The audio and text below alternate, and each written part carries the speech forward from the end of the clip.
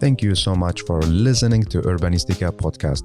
I am Mustafa Sharif, an urban planner, and you're more than welcome to join my big journey of exploring the making of smarter and more livable cities. Please don't forget to follow Urbanistica on the different social media platforms, and also let's connect on LinkedIn. Big thanks to Urbanistica podcast partner AFRI. AFRI is an international engineering and design company providing sustainable solutions in the fields of energy, industry, and infrastructure. Are you ready for a new episode? Let's go for it.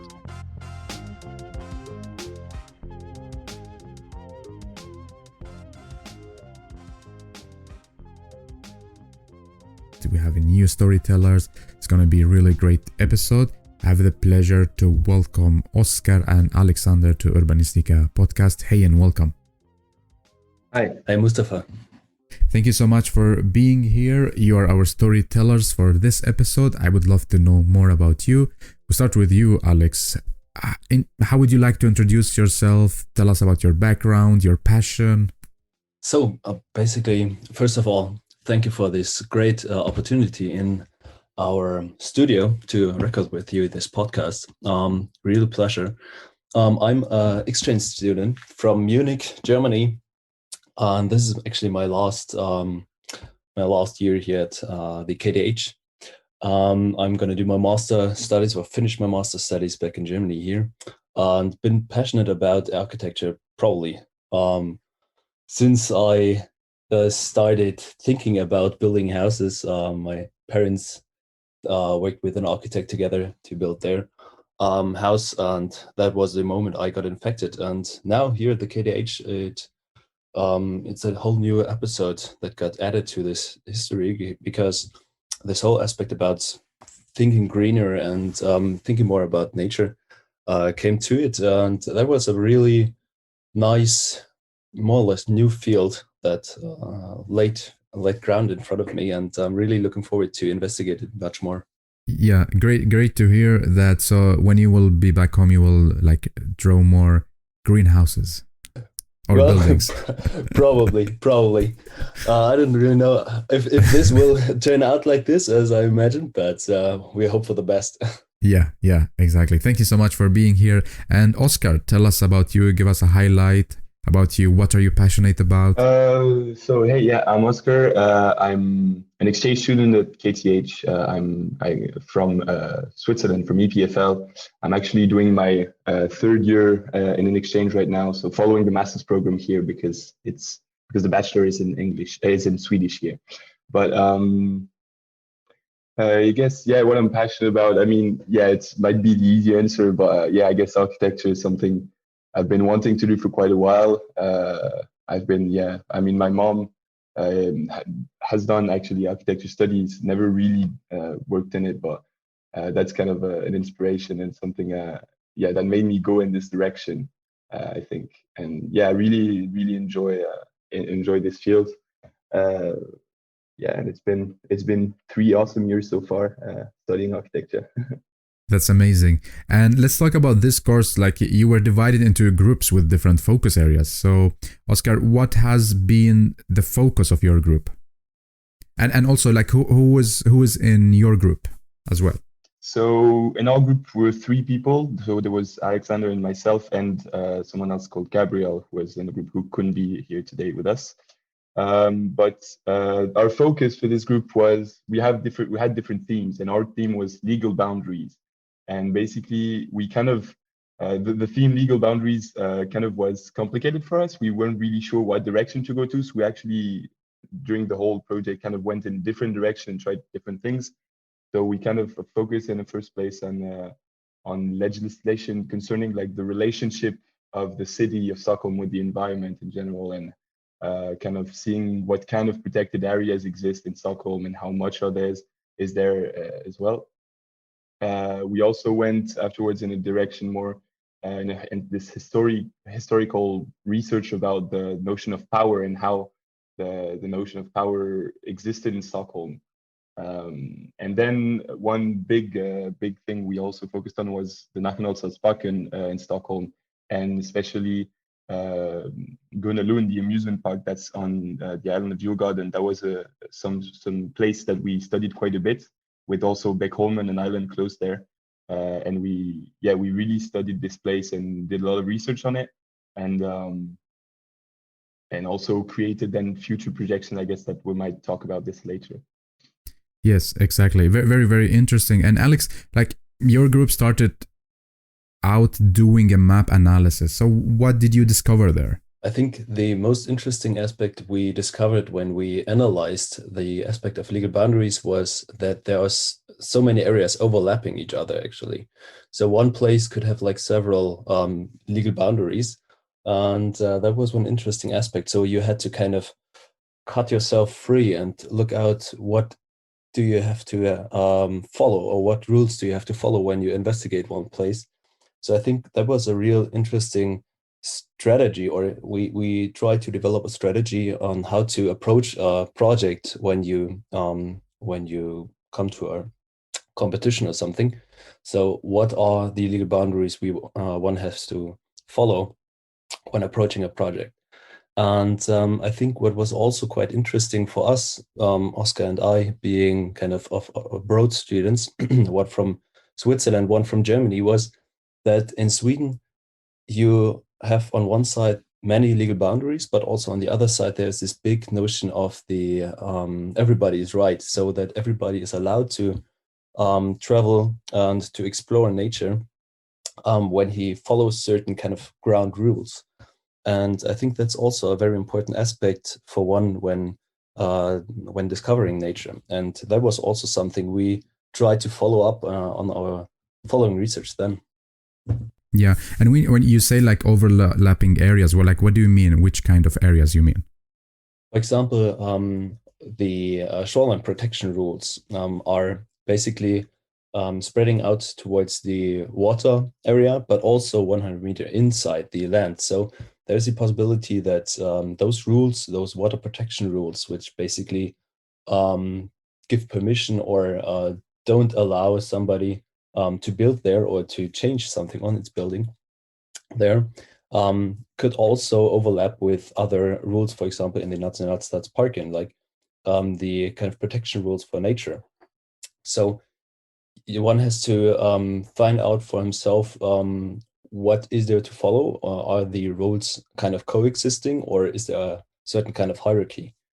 And I think that's quite important and quite abstract as well, which was quite a problem for us in the beginning. But when working with it, one develops a kind of strategy which helps one architect, especially young architects as we are right now, to approach future projects. Yeah, I can imagine, like it's a really big challenge. And Oscar, looking back historically, like how was the relationship between human practices and the landscape in relation to your topic? I think, well, something we kind of looked into historically was the Nationalstadsparken and Djurgården and this whole area that used to be basically it changed really like quite a lot over time. And it used to be these hunting grounds, private hunting grounds for the king. And that was the king's land, the king's resource land, and all the trees that were in there and the animals that were in there. And over time, this shifted a lot. And there's like a few examples of different places that really illustrate that. So Djurgården is one where, well, yeah, it used to be this king's hunting ground and became now this very public place, like natural park. And there's also the example of Gärdet that's in Stockholm that kind of shifted from it used to be also like a place for the king's cows and sheep, and then became a like military training ground as well. So also quite private. And then over time it shifted and became more and more this public and an important place actually for public, because it's a place where a lot of First May demonstration took place. And yeah, basically this place of Gärdet really shows this shift from historically, like, yeah, the king's land towards basically the public spaces. Yeah, and I think that really shows that, and the transition on Gärdet from really this private military ground and then to a place that really I've seen a lot of demonstration, a lot of new things arrive in politics, the people kind of taking over the king's power, and then coming towards this very public place that hosts a lot of events, public events, concerts, and festivals, etc. And that's, I think, one place that really illustrates this idea of this shift. Yeah, it's super interesting, like, to follow this story. Alexander, what do you think? Like, if you compare it with today, what insight does it give? Maybe following up on Oscar's thoughts, nature as a resource back in the days, kind of in historically seen. I think now nature become this more resource for leisure and for relaxation, and this more quality resource kind of. Back in the days, it got exploited a lot. Like most of the oaks in Djurgården were planted for shipbuilding, for example. So there was a proper reason for them to investigate or to invest in future, actually, in nature's future. And now the Djurgården interest group as well, and also the politics are more interested in this notion of leisure of nature. So I think right now, seeing Djurgården not anymore as this kind of resource for economy, but the resource for people, a resource for us being in this kind of modern world, quite stressed of our all-day living and working and stuff, seeing the importance of nature as a resource for us to kind of refill our resources inside, kind of, and the energy that gives us. Exactly, to recharge ourselves. Exactly, yeah. Mm-hmm. And Oscar, you talked about like the story, the journey during the history. Like, take us to the future. How do you imagine the future, and why specifically this scenario? Yeah, I think there's probably multiple scenarios that we kind of thought about. One would be probably following on what we said about this layering of legal boundaries. Maybe it might become even more complex with even more legal boundaries on top of each other, creating even more, like making it even more complicated to build or to make something new. But also it could go the other way around and instead go with the reducing and kind of simplifying the legal boundaries. But also I think something really important that we thought about, and that was quite a central point for the entire studio, was that in the future we imagine that everything that's going to be built, every future project will be probably more and more in connection and working with nature and working for nature as well as for human. Not only building for humans, which we have been doing for quite a long time in most of the world, but also now thinking more and more of the surrounding nature and working with it. And that was really central for the studio. That's really something we looked into. And I guess, for example, we have quite a good example of the island of Beckholmen, which we studied quite a lot, which is a small island that's just outside Grönelund, the amusement park. And this island is basically used, back in the days, was like had industries on there and was very, very polluted because of this industry. And quite recently, it actually has been, like the city of Stockholm actually put a lot of money and effort to clean the entire island and basically to vacuum the entire soil of the island and replace it to completely clean the island for the future, basically. And so I guess, this notion of the nature and the connection with nature and this, the importance of nature is taking more and more, importance, I think, in the, will even more take importance in the future. And I think about Beckholmen as well, something very interesting. We saw a student project that was, I think, from KTH as well, where someone imagined a future for Beckholmen after the cleaning was already done. And it was quite interesting because this person basically imagined in like different steps, not all of a sudden, but that this island would become completely a park and given back to nature. Because today there's a lot of, basically it's a shipyard, so there's a big holes for like to put ships and repair them. And he imagined just completely leaving it how it is, but just giving back to nature over time and creating an entire park there. And I think that's something that's that's very interesting, and that's probably going to be even more important in the future. And that's something really focused on in the studio as well. Yeah, exactly. Very, very interesting reflection, especially about like bringing back the nature to the city, you know. And Alex, can you tell us more like about what have you chosen to move forward with within your like design projects? Like, tell us more about the design. Yeah, basically, Oscar and I chose to continue as a two-man group.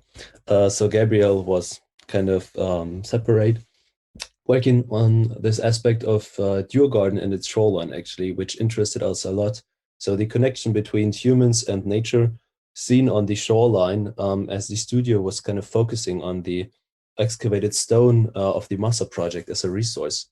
So we thought of how could we use this stone to adapt or to alter this shoreline, and therefore this connection between human and nature.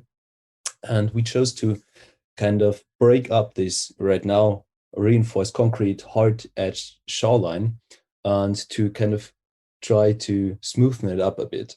So we tried to build like artificial islands in front of this southern shoreline of Djurgården, to create different kinds of habitats, both for land species as well for water species. And we tried to manifest this on the species of the eider duck on one hand, being this kind of land nesting animal, and on the other hand try to build habitats for fish and mussels underneath, which are also quite a big part of the kind of life circle of the eider duck, as it relies a lot, or the diet of the eider duck is relying a lot on mussels, for example. So we tried to develop this shoreline as a kind of coexisting place, a kind of co-working space for nature and humans, because we thought of this aspect about education, also kind of relying back on this notion of the everybody's right, because when experiencing nature, one is educated about it and therefore knows more about it and knows the qualities of nature. So that was one kind of ground-laying thought of our work. And we tried to manifest this in our project in different interventions, actually. So the artificial islands were one part of it. And on the other hand, we tried to implement some Foley's, kind of alienated kind of objects, or alienated in the beginning. We then tried to integrate them more in this kind of aspect of nature reserve then. So we implemented different attractions or activities actually in the area of Djurgården, with some bathing places where it is possible at least, and where the other species or the animals are not interrupted in their nesting season, for example. Then we thought of a cultural platform where one is able, or where the humans are able to experience nature through culture, through art, through educational events. And then on the very last aspect, or also on the tip of the island of Djurgården, we implemented a birdwatch tower, which was also kind of our key project for this year. We tried to focus on. So we developed this notion of a birdwatch tower being also this kind of coexisting place. So we had this kind of core element standing on the basis, basically, and then the facade building up this shell. The core was meant for the humankind to kind of raise up on this outwatched platform, and the shell, which that was the kind of most important part for us, because it built up this second layer where the birds could nest. And so we thought of this tower being a very vibrant structure where one could feel the other existing species quite immense, kind of. So we thought of the whole project being those interventions where coexisting is much more in our center of research than just separating one species from another. And it was more about this kind of synergy created by the relationship when existing side to side. And I really see like the DNA of the project is like, as you say, the coexisting. Like it's It's like Exactly. the beginning, like how we coexist with the nature. And unfortunately, by the time cities when developed, being separated from the nature. Absolutely. I mean, that was also a nice thought we talked in the studio, and especially in our group, about that landscape became this kind of new layer, or just another layer which is there to be designed, but it became this kind of separate part. So one architect could design a building and not think about the landscape at all, because the landscape architect is actually dealing with that. So I think that was an essential part about this whole studio, actually, trying to investigate the relationship between landscape and urbanism, as the title is, and how one could profit from another. So I think that was also one very key aspect for us, to investigate that one much more, like from the beginning, thinking about the landscape and architecture side to side from the beginning. Exactly. And this is also like back to what you talked about, like the coexisting of like architects and landscape architecture, like together, not the architects do something, then give the project further to the landscape architects. So it's very important.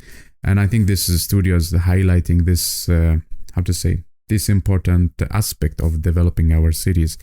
Oscar, your group have been in contact with many people, professionals from municipality, industry, expert within different fields. So how has it affected your work? And also like your view of the architect? Yeah, I think something that really affected me and us as well as a group was we had a lot of lectures and meetings with a lot of biologists and people who worked with this notion of the nature and how to preserve the nature. And that's something that was really important, as we talked about before, that our project is really in this idea of coexisting with nature. And I think, yeah, that's something that was really, really nice to have, people from other fields than our architecture, because usually, at least in my previous years, most of the lectures I've had were from other architects that were working on kind of the same topics as us.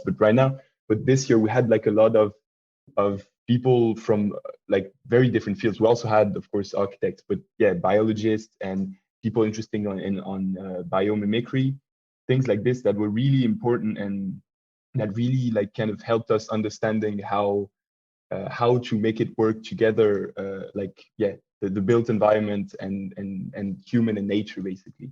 And that was something very, very nice and very important, I think, for this project. Yeah. Super interesting reflection, Oscar. I would love to know, like, how has this course affected you?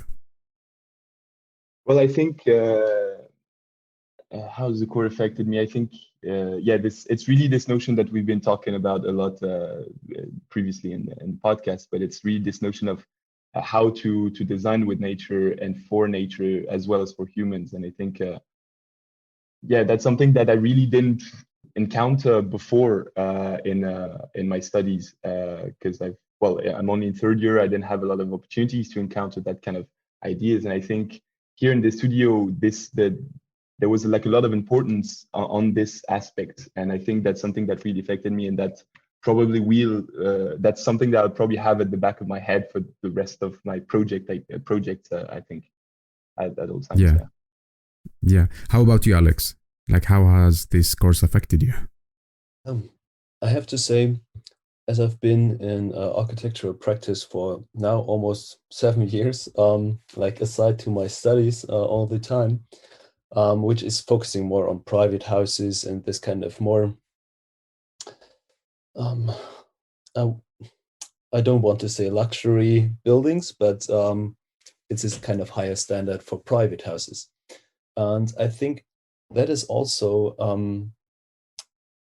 a field which isn't that much kind of bothered by nature or the important parts of nature, because that's a field which is quite represented right now in the public buildings and stuff. But I think it comes, or when one wants to make a real impact, those aspects of nature and this coexisting, as I talked about before, they have to get into the thoughts of everybody of us. Like when building one private house, back home, one can do so many things which are important or which can also create a real impact.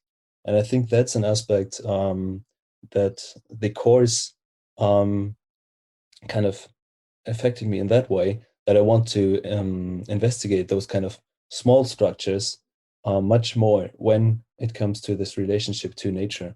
So architecture for every single one of us in relationship with nature and how those could coexist or create synergies out of it. That's something I'm really interested in now, or want to investigate much more in the future then. Yeah, super interesting. I can see like how much this course or the studio affected both of you, and I'm happy to see that talking about the coexisting. It's amazing. And let's take the last two questions for this episode. So I will ask each one of you to tell us what has been the biggest lesson that you learned from this course, and then give the listener one takeaway message. So we start with you, Alex. The biggest lesson you learned?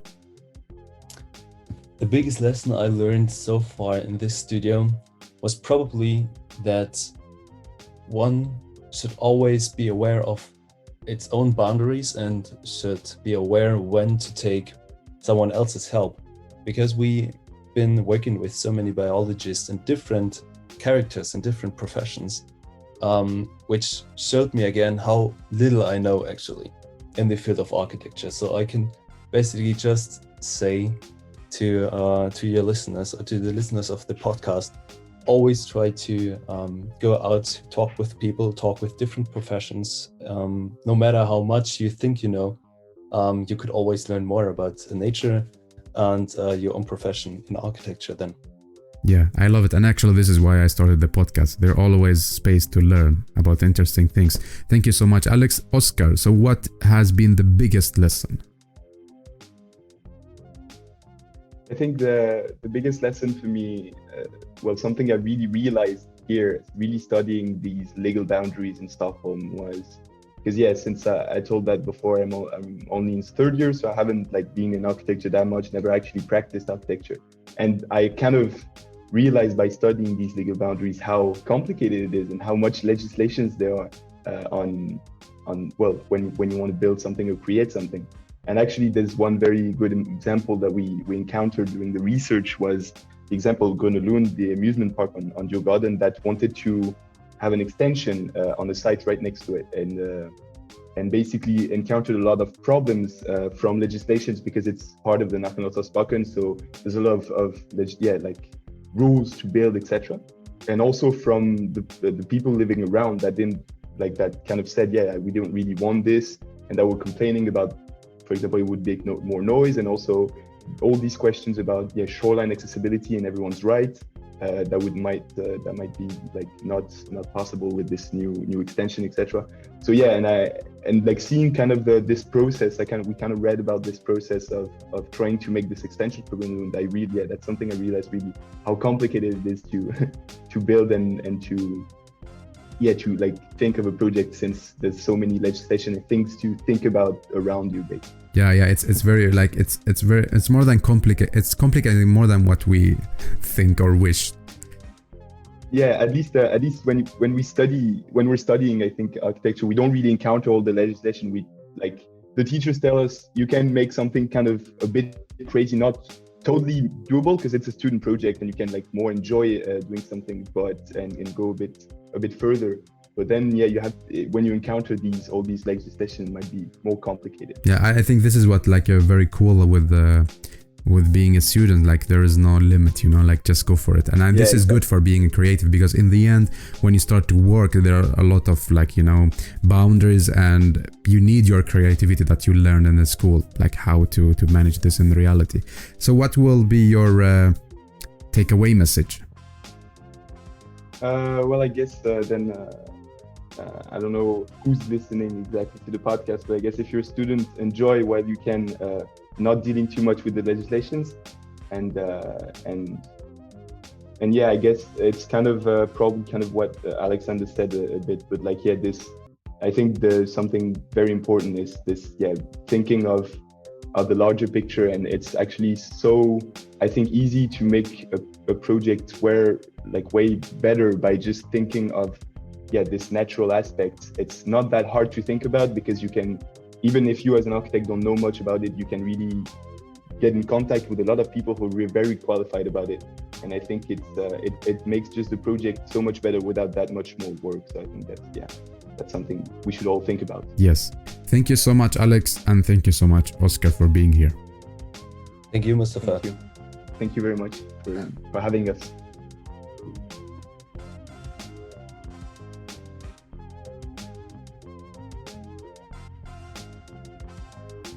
Well, thank you so much for listening to Urbanistica podcast. I hope you really enjoyed this episode. You learned something new and also got inspired by the guest. Don't forget to share the episode on your social media and recommend it to people you think they are really interested in this topic. Thank you so much again for giving your valuable time to Urbanistica podcast. I am Mustafa Sharif. Keep up the good work. Keep loving cities.